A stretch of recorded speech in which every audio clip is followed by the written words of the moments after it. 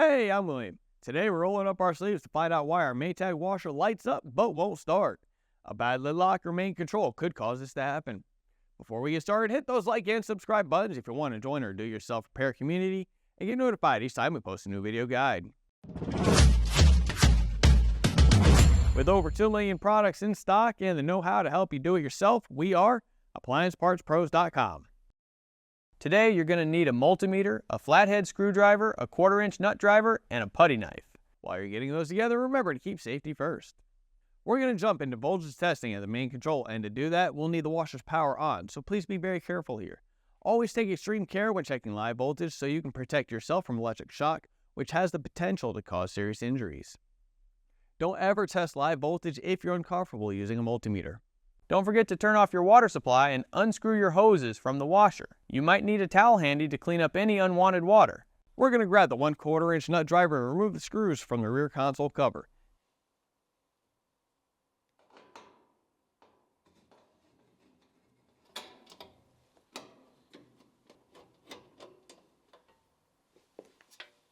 Then take your putty knife and insert in the 2 corners of the control panel. Once popped, lift up and lean it on its face. With this done, we're going to set our meter to volts AC, which looks like a V with a squiggly line, and test connection J15 from the yellow wire at pin 1 to the white wire at pin 3 for 120 volts AC. When we press start, we should see 120 volts if the control is working correctly. If you don't see 120 volts AC, then the control has failed. If you do get 120 volts AC and the lid doesn't lock, then the lid lock might be the problem, but we can test it just to make sure. To see if the lid lock is faulty, we're unplugging the power cord to do a little continuity and resistance check.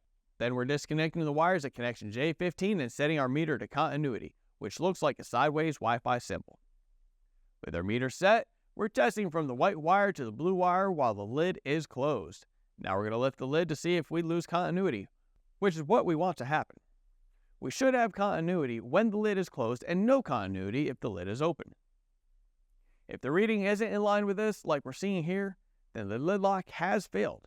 If the reading is good, we can set our meter to resistance, which looks like an upside down horseshoe. Then we can test from the white wire to the yellow wire. And we should get a reading between 85 to 155 ohms. If the resistance isn't within this range, then the lid lock has failed. Once you're finished, lift the panel up and put it back into position. Then grab your 1/4-inch nut driver and put the 6 screws back to hold the top back panel into place. Don't forget to plug your washer back in, connect the water hoses, and turn your water supply back on. You made it. Great job. We hope you're able to find the part that failed in your washer. If you need a replacement, visit AppliancePartsPros.com with your model number so you can order one. You'll most likely have the new part in your hands within just a few business days, and we have thousands more videos like this one to guide you through the installation process. We'd also love to hear how your repair went, so share your story with us in the comments. And don't forget to hit those like and subscribe buttons to see more of these videos. We'll see you next time.